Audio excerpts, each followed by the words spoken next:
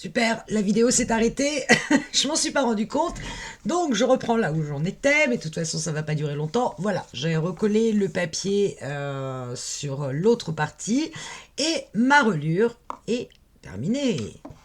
Voilà, voilà, voilà, hop, trop bien non?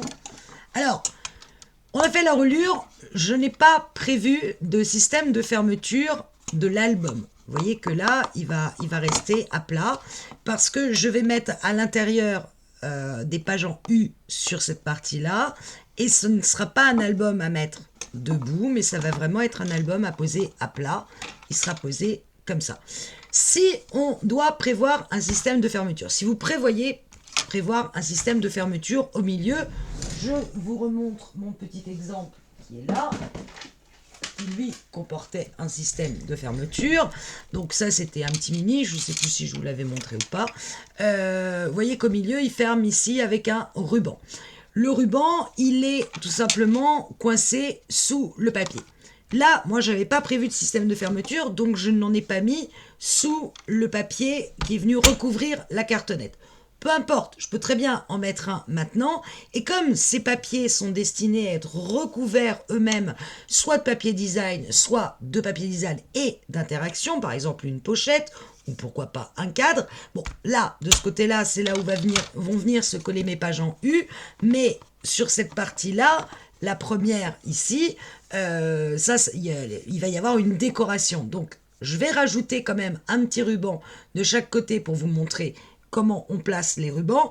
Et évidemment, là, ça va se voir puisque je ne l'ai pas mis en dessous. Il suffira que je revienne plaquer un papier design, voire un autre papier blanc, peu importe, et que je mette une interaction dessus ou pas, on verra. Et quant à ce côté-là, ça ne se verra pas puisque mes pages vont être collées sur l'arrière, sur la troisième de couve, on va dire, sur cette partie-là. Comme dans cet album, c'est des pages en U. Je ne sais pas si vous allez les voir. Voilà, c'est un type de page comme ça. Et là, par contre, les pages sont collées sur la tranche. Moi, je vais coller le mini-album qui est ici, avec toutes mes pages, les unes derrière les autres. Je vais venir la coller sur cette partie-là. Ça ne sera pas collé à la tranche. Ça sera complètement décollé. J'ai un autre exemple d'album où c'est le cas. Je ne sais plus tout à fait où il est. Donc, on va s'amuser à mettre les rubans. Je suis partie sur un album où, évidemment, je vais être dans les bleus.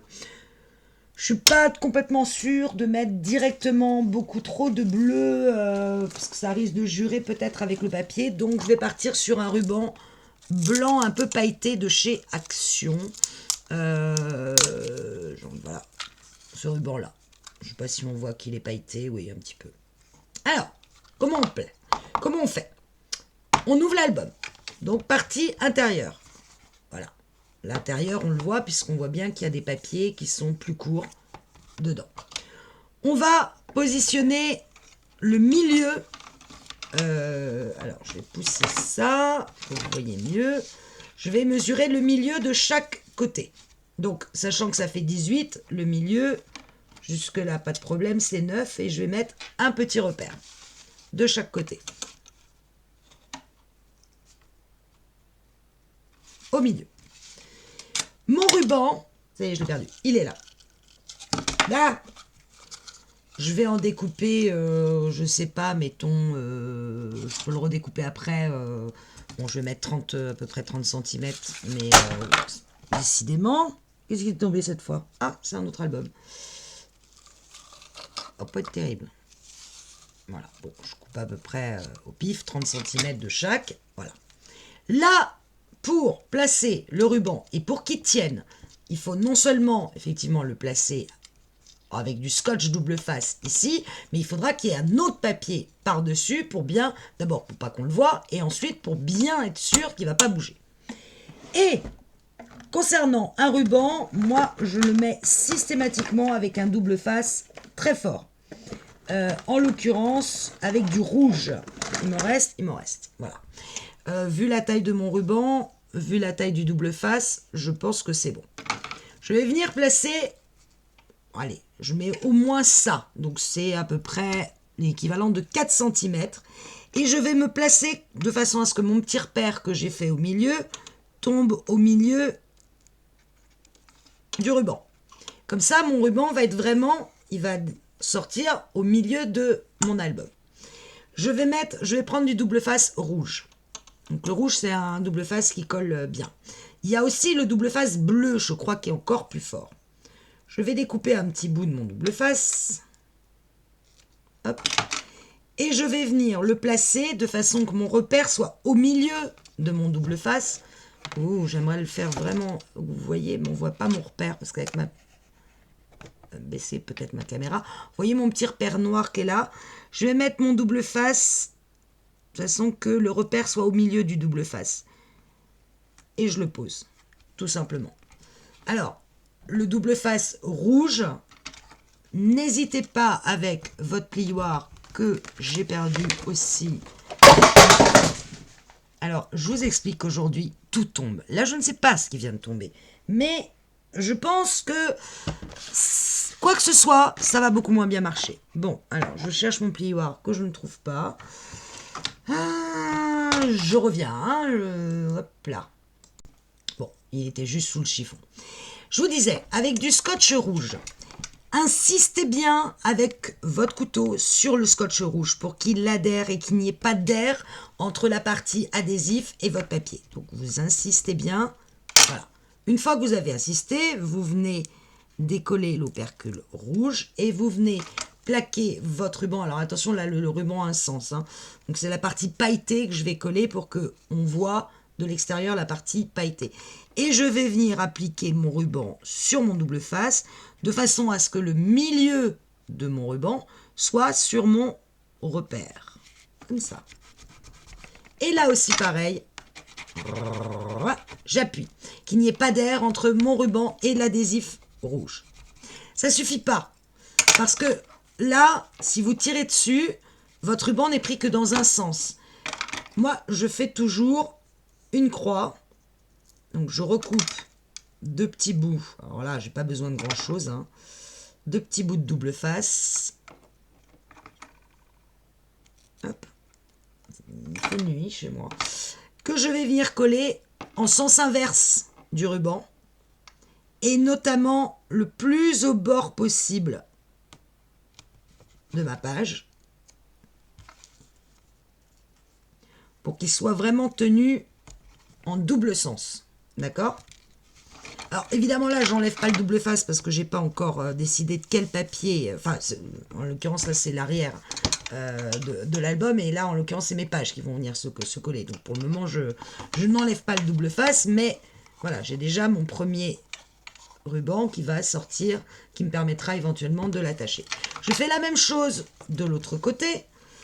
Je vais marquer un peu plus mon repère pour que vous le voyez. Je pense que là, vous le voyez bien. Je vais donc mettre du double face. Bah, d'ailleurs, il faut que j'en rachète. Je n'ai pas ce que de cette taille-là.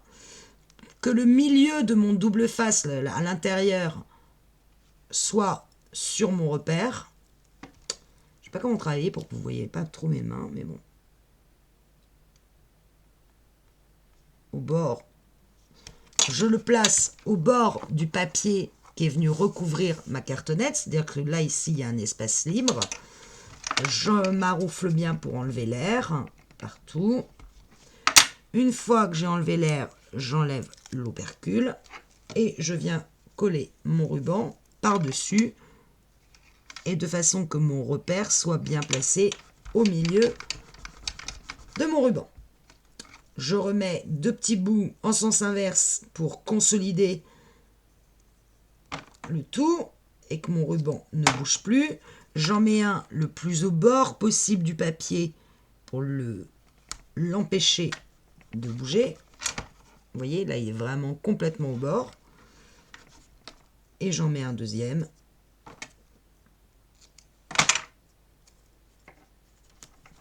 Par exemple ici, peu importe. Le tout c'est que le ruban soit tenu à la fois horizontalement et verticalement. Quand je vais fermer mon album, j'aurai, regardez, je vous montre, les deux rubans sont parfaitement superposables et donc parfaitement au milieu de mon album. Bon là j'ai laissé un peu trop de ruban je pense. Mais ça vous permettra éventuellement de le fermer. D'accord? Faire un nœud et voilà. Puis comme s'il y a des paillettes, plutôt mignon. Et à partir du moment où il est tenu dans les deux sens, horizontalement et verticalement. Vous pouvez y aller, normalement ça ne bouge pas.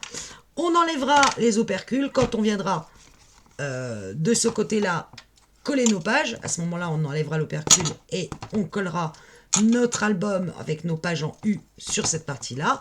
Et pour cette partie-là, eh ben, je vais probablement mettre un papier design exactement de la taille de mon papier blanc pour que ça recouvre complètement mon scotch qui est ici.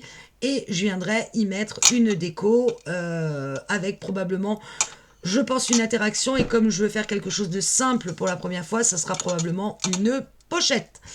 Avant de terminer cette petite vidéo de fin, je vous parle des papiers que j'ai choisis pour donc ce petit album, ou qui marche aussi très bien avec celui-là d'ailleurs, donc je sais pas si je travaillerai le bleu clair ou le bleu marine. Le bleu marine pour Noël, pourquoi pas, si je pense que je peux rajouter un petit peu de doré. Alors, je m'explique, souvent dans mes albums, je rajoute une fine rainure de doré ou parfois de la dentelle, mais là en l'occurrence je trouve que le bleu foncé ça pourrait bien se marier avec de l'or, hein, avec une couleur or.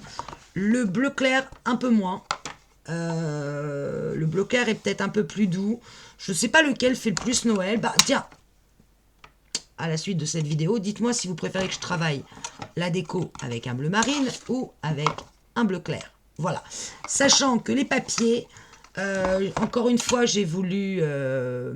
Attendez, je préfère vous parler face à face, c'est quand même plus sympa. Ouais, je préfère quand même qu'on se voit face à face. Enfin, j'ai l'impression qu'on se voit face à face. Ouais, donc je voulais... Au départ, j'étais partie sur un papier bleu d'une collection design de Craft O'Clock. Et puis, je me suis dit que si vraiment je voulais vous montrer qu'on fasse tout le truc ensemble, valait peut-être mieux que je passe sur du Action, où je suis à peu près sûre que vous trouviez les mêmes que moi et que surtout vous ne mettiez pas trop de temps à les trouver. Donc je suis passée à Action ce matin et je vous cache pas qu'il n'y avait plus grand chose. Et comme je voulais rester dans les bleus, alors j'ai choisi celui-là, le Paper Craft 7, où vous voyez un petit bonhomme de neige ici, un sapin et des petits renards. Et puis des petits oursons, je crois. Enfin, c'est plutôt des petits renards. Donc je suis partie sur celui-là parce que j'ai vu qu'à l'arrière, j'ai du papier bleu. Hop, on va se mettre là, qui est là. Et là.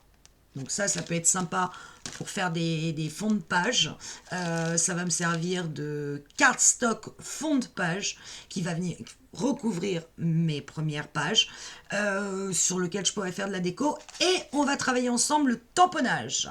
Parce qu'il y en a beaucoup qui me disent mais l'encre à quoi ça sert et quand est-ce qu'on s'en sert. Donc j'ai prévu quelques exemples de tamponnage. Plutôt, pas de tamponnage, mais de pochoir. Donc, comment on peut faire des fonds de page avec des pochoirs. Donc, je vous montrerai les pochoirs que j'ai. Après, vous ferez en fonction de ce que vous avez. Si vous n'en avez pas, c'est pas grave. Vous mettrez autre chose ou vous n'en mettrez pas. Ça ne changera pas grand-chose. Pour ce qui est des embellissements, donc là, dans celui-là, il y en a déjà quelques-uns dont j'espère pouvoir me servir. Et j'ai un peu fait les restes de ce que j'avais. J'avais 2 luxe paperboards. J'avais celui avec le loup et puis l'espèce de personnage de casse-noisette. Et il m'en restait un peu avec les petits lapinous que j'adorais, que j'ai beaucoup travaillé pour ce Noël. Je verrai quels embellissements je prends et on les fera ensemble. Je vous laisserai les découper, bien sûr. Et on fera ensemble. J'ai prévu aussi, j'ai trouvé Action. Je me t'ai dit que ça pouvait peut-être servir des petits dots bleus. Pourquoi pas. J'ai prévu alors 2 encres pour travailler. Les voilà. Alors, c'est de Distress Oxide, la Tumble Glass. Et la Pumice Stone. Bon, là, vous voyez rien avec la lumière, c'est ça qui est sympa. Hop, voilà, Pumice Stone. J'ai prévu ces 2 encres-là. Peut-être que finalement, je ne veux pas les utiliser. Au niveau de dies, alors, on va avoir beaucoup de dice cut dans ces collections Action. On va découper, donc ça va nous en faire déjà quelques-uns. Mais, pour rigoler un peu, on va servir aussi de dice qu'on va faire nous-mêmes avec la machine à embosser. Alors pas de panique, hein, si vous n'avez pas la machine à faire les dies, vous prendrez que des dice cut et ça marchera très bien. Mais sinon, j'ai sorti un certain nombre de dies, notamment, alors celui-là vous le trouvez chez Action. Alors, On va pas s'en servir en entier. Par contre, les intérieurs de chaque, ça va nous permettre de faire des petites... Ah, ça prend pas. Les petites étiquettes. Par exemple, l'intérieur de celui-là, l'intérieur de celui-là, de celui-là. Ça va nous faire des petites étiquettes. Je m'étais dit, tiens, ça c'est sympa. J'ai prévu quelques dies typiques de Noël parce que, bah, tant qu'à faire, ça, on va essayer d'en faire un. Mais si vous ne les avez pas, pas de panique. Hein. Je pense qu'on va largement avoir assez avec ce qu'il y a dedans. Moi, je viendrai peut-être en rajouter. Comme je vous disais, j'aime bien mettre toujours un tout petit peu de doré dans mes albums. Donc, j'ai toujours un peu de papier doré à dispo. Voilà. Mais c'est pas obligatoire. Et puis, j'ai prévu... Qu'est-ce que j'ai prévu d'autre? Eh bien, oui, pour les emplacements photos.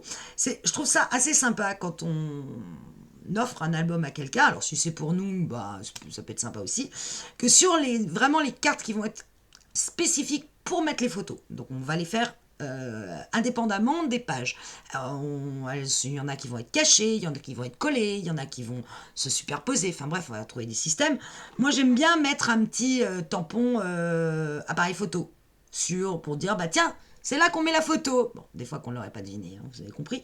Donc j'ai prévu un petit tampon appareil photo. Alors c'est vrai que j'en ai plusieurs à dispo. Si vous en avez un, tant mieux. Si vous en avez pas, bah, de toute façon, on voit bien que c'est l'endroit où on met l'appareil photo. Et dernière chose, pour les angles, moi, j'utilise tout le temps la même, une perforatrice qui va me permettre de faire mes pages un peu arrondies. Peut-être qu'il y a certaines où je vais faire un angle arrondi, d'autres que je vais laisser vraiment perpendiculaire, carré. Mais bon, moi, j'utilise celle-ci. C'est une de chez Veasun Creative qui vous permet de faire 3 types d'angles différents. Et c'est vrai que celle-là, je l'ai tout le temps à portée de main quand je veux arrondir mes ongles. C'est pas toujours le cas. Voilà, je crois que je vous ai tout dit pour la suite. Et donc, dans une prochaine vidéo... Ah si, dernière chose. Je vais vous montrer un système de gaufrage à froid. Alors, ce qu'on appelle l'embossage à froid, c'est un système de gaufrage. Ce sont des plaques un peu comme ça. Alors, celle-là vient de chez Stampin' Up. Je l'ai prise parce qu'il y a des flocons de Noël. Vous en trouvez quelques-unes chez Action. C'est juste pour vous montrer comment on l'utilise et quel effet ça fait. Vous allez voir, c'est un effet que je trouve assez sympa.